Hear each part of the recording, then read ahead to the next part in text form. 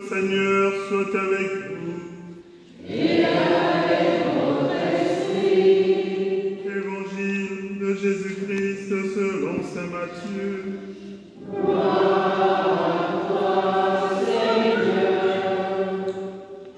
Matthieu, c'est le chapitre 15, du verset 21 au verset 28. En ce temps-là, partant de Génézareth, Jésus se retira dans la région du Tyr et de Sidon.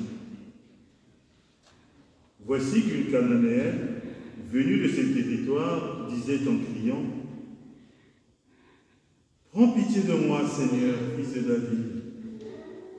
Ma fille est tourmentée par un démon. » Mais il ne répondit pas un mot. Les disciples s'approchèrent pour lui demander « Renvoie-la, car elle nous poursuit de ses cris. » Jésus répondit « Je n'ai été envoyé pour brebis perdues de la maison d'Israël. » Mais elle vint se prosterner devant lui en disant « Seigneur, viens à mon secours. » Il répondit « Il n'est pas bien de prendre le pain des enfants et de le jeter aux petits chiens. » Elle reprit « Oui, Seigneur, mais justement, les petits chiens mangent les miettes qui tombent de la table de leur maître. » Jésus répondit « Femme, grande est ta foi, que tout se passe pour toi comme tu le veux. » Et à l'heure même, sa fille fut guérie. Acclamons la parole de Dieu.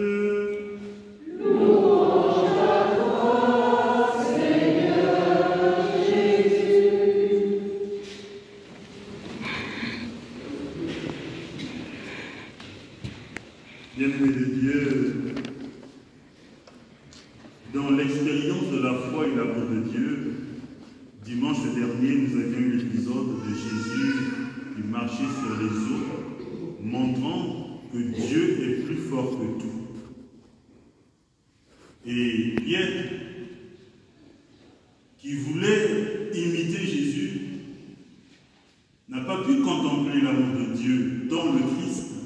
Il a vu en Jésus quelqu'un qui fait des miracles, et en demandant à marcher sur les eaux, il n'a pas cru.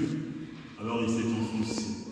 Comme pour dire, homme de peu de foi, pourquoi tu doutes? Il est question de foi. Aujourd'hui encore, dans cet épisode, on nous retrace l'histoire, selon la version de Matthieu, d'une rencontre. Une femme dont la fille est malade, vient trouver Jésus. Première image que vous ai donnée, c'est une Cananéenne, donc une étrangère aux Juifs, comme l'on dirait aujourd'hui une païenne. Mais elle vient voir Jésus parce qu'elle a une confiance en elle, que sa difficulté, sa souffrance, Jésus peut la soulager. Jésus peut guérir sa fille. Donc elle a une confiance en borne. Et comment elle traduit sa confiance? Première chose, elle vient supplier le Seigneur. Prends pitié de moi, Seigneur, fils de David. Ma fille est tourmentée par un démon.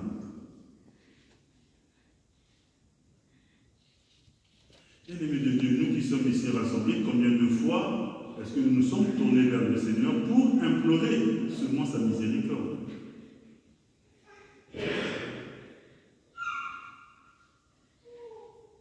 Alors, deuxième tableau, deuxième image que je vous ai donnée, c'est l'attitude de Jésus. Jésus sait que c'est une Cananéenne et que c'est une étrangère. Les disciples le savent aussi. Mais puisqu'elle insiste, ça les agace. gens disent à Jésus, mais renvoie-la, elle poursuit ses cris, c'est pas la peine. Là aussi, combien de fois avions-nous eu des clichés sur les autres? C'est une étrangère, elle n'a pas besoin d'être là. Il n'y a pas de raison qu'elle soit là. Nous aussi, nous pensons comme ça.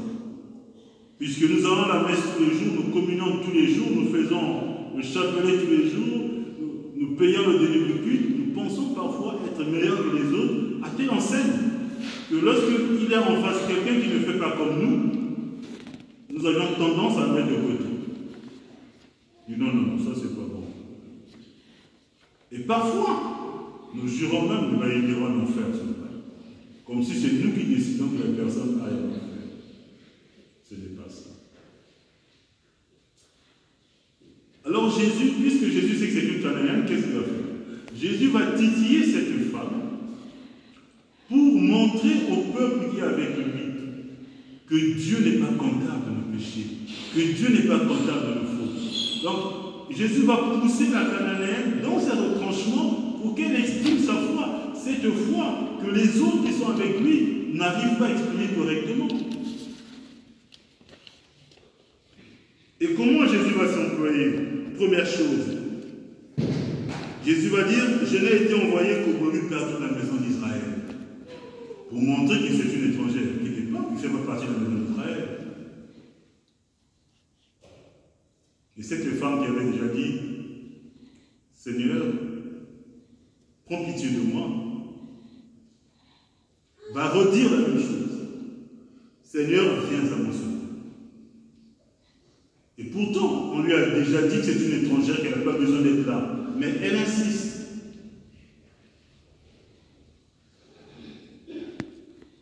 Et Jésus répondit, il n'est pas bien de prendre le pain des enfants et de le jeter aux petits chiens. Donc, les Cananéennes font partie des chiens. Et cette parole ne va pas décourager la femme. Au contraire, ça va l'aider à exprimer donc sa foi. Et elle va le dire. Oui, Seigneur, mais justement, les petits chiens mangent les miettes qui tombent de la table de leur maître. On vient de vous injurier, mais vous continuez à prier quand même. Il n'y en a pas beaucoup, hein, même dans notre société aujourd'hui. Il suffit d'un mauvais regard, il suffit d'une mauvaise parole pour que les gens tournent les talons et partent. Même, il y en a qui prennent même la décision, non, à cause de ça, j'ai une dernière à l'église, c'est terminé, c'est bon. Ça, c'est notre humanité. Mais cette dame, par 3 fois, elle fait confiance au Seigneur. Donc, il y a d'abord eu la confiance qui traduisait la foi. Ensuite, il y a eu la persévérance. Et cette persévérance fait advenir le salut. Jésus dit, femme, grande est ta foi. Que tout se passe pour toi comme tu veux. Alors, quel est le lien avec la première lecture? C'est cette phrase. Jésus répondit, femme, grande est ta foi, que tout se passe pour toi comme tu le veux. Jésus ouvre son cœur pour montrer justement qu'il accueille tout homme. Tous ceux qui confessent que Jésus-Christ est Seigneur à la gloire de Dieu le Père obtiennent le salut. Et dans la première lecture, Dieu accueille tous les hommes. Il veut l'unité de tous les hommes, l'unité de tout son peuple, pour sa plus grande gloire.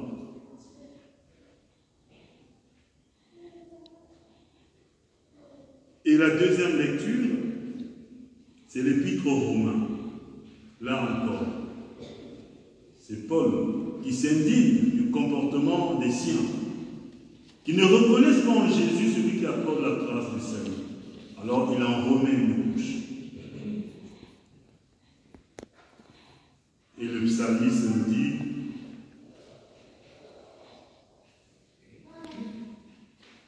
que les peuples chantent ta gloire, Seigneur. Que les peuples, Dieu, te rendent grâce, qu'ils te rendent grâce pour son sang.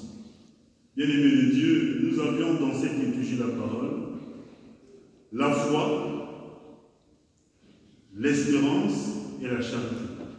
La foi, l'expression, la persévérance, l'espérance, la charité, c'est la grâce de Dieu. Donc les trois sont réunis dedans. La question que nous devons nous poser à nous qui sommes ici rassemblés, avions-nous le cœur ouvert pour accueillir l'autre? Parce que c'est ce que Jésus fait. C'est une étrangère à qui elle accorde le salut. Et pour montrer à tous ceux qui sont là avec lui que Dieu n'est pas comptable de nos péchés. Dieu n'est pas comptable de nos fautes. Dieu attend simplement que nous puissions l'aimer en aimant les autres. Et à notre tour. Avions-nous ce cœur ouvert pour que nous puissions avoir cette grâce de prier toujours ensemble? J'ai déjà dit dans cette église que sur les chemins du bonheur, la première balise sur les chemins du bonheur, c'est de penser que le bien de l'autre. Si je ne pense que le bien de l'autre, je suis sur le bon chemin. Mais si dans ma tête, je mets des catégories, c'est-à-dire qu'il y a des gens que j'ai déjà évacués dans ma tête, ils n'existent pas. Même quand ils sont devant moi, ils n'existent pas. Ça, c'est difficile d'avancer. Quand je dis ça, bien aimé de Dieu, je ne fais pas de la morale, hein. Je ne fais de la morale à personne, parce que beaucoup de gens disent que je fais de la morale. Je ne fais de la morale à personne. J'essaie simplement de montrer que si nous ne nous amendons pas les uns les autres, si nous ne nous convertissons pas, oui, nous avons fait des grands pas en dehors du chemin, c'est sûr. Mais je redis encore que Dieu n'est pas comptable de notre événement. Dieu attend que nous soyons vrais et sincères dans la relation que nous entretenons avec lui. Dieu que nous ne voyons pas, nous pensons l'aimer, mais l'homme qui est à côté de nous, nous ne l'aimons pas. C'est difficile. Demandons au Seigneur la grâce de pouvoir nous aimer les uns les autres. Mais aussi, lui qui ouvre son cœur montre que sa maison est la maison du peuple. Sa maison devient une maison de prière. Donc tous ceux qui entrent dans la maison de Dieu ont une seule chose à faire, prier. Mais prier avec un cœur vrai et sincère. Évidemment, nous ne sommes pas là pour tester les cœurs des uns des autres, ce n'est pas là la mission. Mais nous sommes là pour être authentiques avec nous-mêmes. Parce que tout ce que nous faisons, c'est au plus profond de notre cœur que nous le voit. Nous pensons tromper les hommes, mais Dieu ne nous trompe pas. Donc, demandons au Seigneur un plus grand amour les uns que les autres et prions pour notre Église. Prions pour l'Église. Les vents contraires se déchaînent et vont encore se déchaîner. La barque va encore tomber. Mais pour cela, nous avons besoin de prière. Le plus dur est à venir, mais soyons forts dans la foi.